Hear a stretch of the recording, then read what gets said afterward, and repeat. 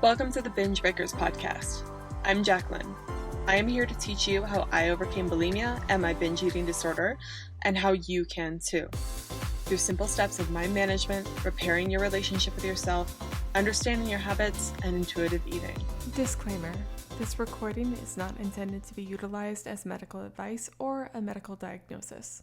If you think you're in need of medical attention or treatment, please seek it immediately. This recording will also contain sensitive subjects such as binging and purging, weight, and depression. Please listen at your own discretion and do what you think is best for you. Hey everyone, welcome to the podcast. Today's podcast episode will probably be short and sweet, but hopefully a powerful one. I wanted to give you some advice that I got directly from a client of mine who had gone through heroin recovery, and she recently reached out to me about some life events she had had. We worked together years ago, and she's doing great with recovery, but she had some questions about nutrition, and she reached out to me.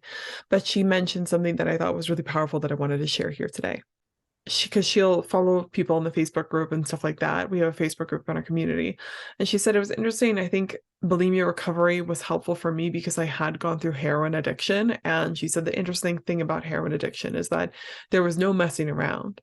Like if you didn't quit, you were likely to die. It was very serious and you had to stop. And stopping heroin was a whole lifestyle change. It was not something that you just did on a whim. You took it very seriously and you had to go full into it. And each second was hard. I remember her telling me one time that she had to take it minute by minute. She couldn't think of going her whole life without heroin. She had to think of going minute by minute, second by second, of staying sober in the very beginning and detoxing. And of course, in bulimia recovery, you aren't going to immediately die if you're using behaviors, but there is seriousness to it. Of course, people do die from eating disorders. It's one of the most deadly mental disorders ever. And there is seriousness to it. But I feel like because sometimes the consequences aren't right in front of us, we humans work much better with immediate gratification or immediate consequences of doing things. Therefore, we're able to just keep on engaging. But she said, what helps me in bulimia recovery was being serious that I am all in and making the commitment to just do whatever it took to recover. No more questioning it, no more going back and forth, just being all into, we're not purging anymore, we're not doing this anymore, we are signed up and committed. And ever since she said that to me, I've thought a lot about what it means to make a lifestyle change. Like, that sounds vague, but it hit home for me. And I think that over time, especially when you really resign to the fact that I need to recover, you start to think about, who am I going to be without bulimia? What is my identity now? Who is the person that recovers from bulimia? Who's the person who no longer binges and purges? A lot of my clients, I'd say about half of them stop binging and purging at the same time. The other half of them stop purging first, and then the binging slowly goes down and decreases in frequency and intensity till that stops too. But the people that stop purging, what they usually do is tell themselves things like, we don't do that anymore. That's not who we are anymore. We do not purge anymore, even when they really want to. There's this subtle shift that happens in them where they adopt this idea that that is not who we are. We don't do this anymore. This is not a piece of us. We no longer are the person who does this. We're someone else. We're someone who maybe has the urge to purge, but doesn't engage in it because we know it's not what we want our future selves to be. With bulimia recovery, I think it's far more important to think about not necessarily the immediate consequences. I don't want you to fearmonger yourself, but to think about the possible rewards and possible amazing outcomes of your life if you were to adopt the identity of, I'm no longer this bulimic person. I never do these things anymore. It's a reason why I don't use the term bulimic very often.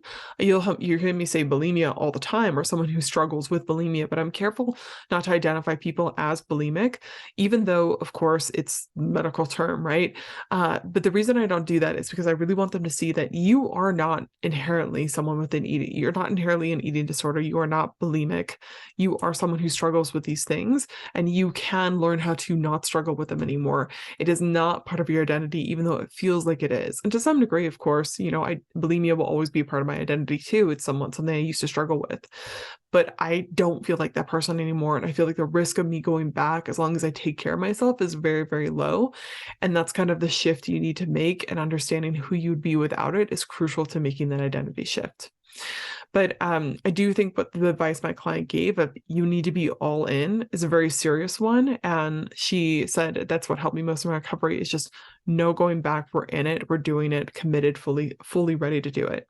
And I think what made her make that commitment is realizing how much bulimia was holding her back and realizing how much she just needed to get done with it and be over it. It seemed like during that time in her life, she had so many things coming up. She was moving. I think they were planning on getting married. I knew she wanted to have kids someday. She had all these things in front of her that she wanted to change, and she couldn't see bulimia being a part of that life anymore. And she also had the recognition of what heroin recovery did for her and how she could overcome that. And bulimia was the next step in that recovery journey for her. So for you, even though I know hopefully this is making sense, for you struggling with your eating disorder out there, if it's too much for you to go all in and fully commit to recovery and change your identity, I just want to ask you the simple question of why, and be specific. Think about what are the reasons why it's hard for you to let go. What are the reasons why it's hard for you to become that person who never purges anymore, who never engages in these behaviors anymore? Why is it hard for you to maybe consider the identity of someone who isn't struggling with bulimia? Why is it hard for you to understand or to consider who you might be without it? Is it because you just don't understand, you don't know? Or is it because you think it's not possible for you? What are your resistances? But I do believe that that is a big piece of what's usually holding people back, because they, again, think that bulimia is benefiting them somehow. They think that it's all they're capable of. They think that it's all it's going to be. And again, I mean, maybe the theme of all these podcasts this month is going to be your life is much bigger. There's much more out there for you than bulimia. Bulimia is keeping your life very, very small. And the more you can expand out of it, the bigger you'll see why it's important just to go all in on recovery, because it really does open your life up in wild ways, teaches you a lot, no matter what age you are. This person I was talking to obviously was in her 30s. I'm in my late 20s. But I hear sometimes people think when they're in their 40s, 50s, 60s, that there's no life ahead of them. And what do they have to live for? Bulimia is the only thing that is offering them something. That's not true. I'm rewatching Grace and Frankie on Netflix with, what's her name? Jane Fonda, and I forget the other actress's name, but it's a hilarious show, right? About two women whose husbands divorced them to be with each other, and because they're in love with each other. But these women in their 70s or 80s keep doing all these wild, crazy adventures. And I think it's such a great show and gives me a lot of hope, because no matter what age you are, you can always reinvent yourself. You can always restart things. And I know I sound like some fresh, young 27-year-old chicken when I say that, but I truly, truly believe that. And I hope when I'm 80, I'll be doing those things. But if you are someone who is middle-aged or older, do not use the cover that, well, I'm too old to learn new things, because that is not true. You have so much life ahead of you to live. You can do so many new things, and you can reinvent yourself at that age. It does not matter. You can reinvent yourself every single day if you want to. And I think it's really powerful. Also, if you're resistant to letting go of bulimia, because it just feels scary. Someone was talking about this on the group coaching call today or yesterday. She's at the end of her recovery. I feel like she's really getting into making new friends, being with new people, becoming this new person. And she talked about how it's uncomfortable though. Like there's a newfound anxiety with that. And binging and purging felt familiar to her at the very least. Like at least she knows what to expect there. But this new thing, even though she wants to have more friends, she wants to have all these new experiences, it's coming with its own unique stress. And I think people make that mean that something's wrong, that once you reach where you're supposed to go, that you should feel completely fine. But I found as I age that that's not necessarily the case. Anything new I do, even if I've been dreaming about it for years and I finally achieve it, it's usually not a pleasant experience. It's usually very scary and overwhelming and kind of doesn't make sense. There's this cognitive dissonance that happens and you get anxious about it. There's this imposter syndrome. So of course, when you're trying to recover from bulimia, you experience major imposter syndrome. So like, who do you think you are? This is who you are. You're someone who struggles with the eating disorder. You cannot just move on from that. And it feels, because you have those feelings, you think this means I should stop. This means something's wrong. It's just your brain doing what it does. Your brain loves things that are familiar. It loves to stay the same, and it wants to keep your same identity. To reinvent yourself, to go all in on bulimia recovery, means you have to go through a lot of fear, a lot of anxiety, a lot of cognitive dissonance, and a lot of discomfort from all the changes that accompany it. But it doesn't mean that something's wrong. Sometimes it means that you're going through a lot of growth. I don't want to be that person that's always like tough love. And if you don't feel pain, no gain. That's BS too. But I often find that when you are uncomfortable in your life, it means you're going through probably a growth phase. And if there's no discomfort in your life, maybe you need to switch things up a little bit.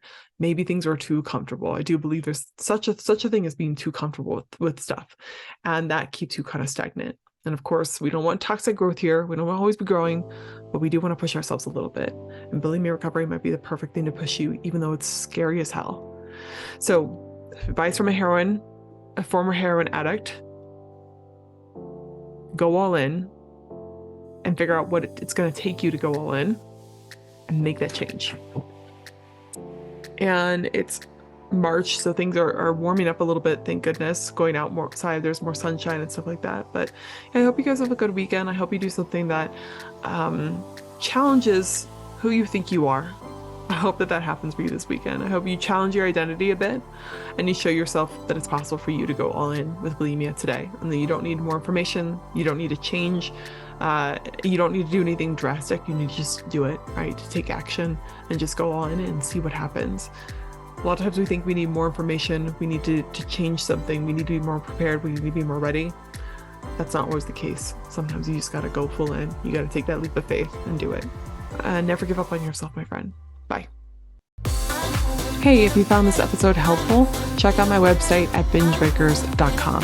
It has free courses, awesome group coaching, and private coaching available to you right now.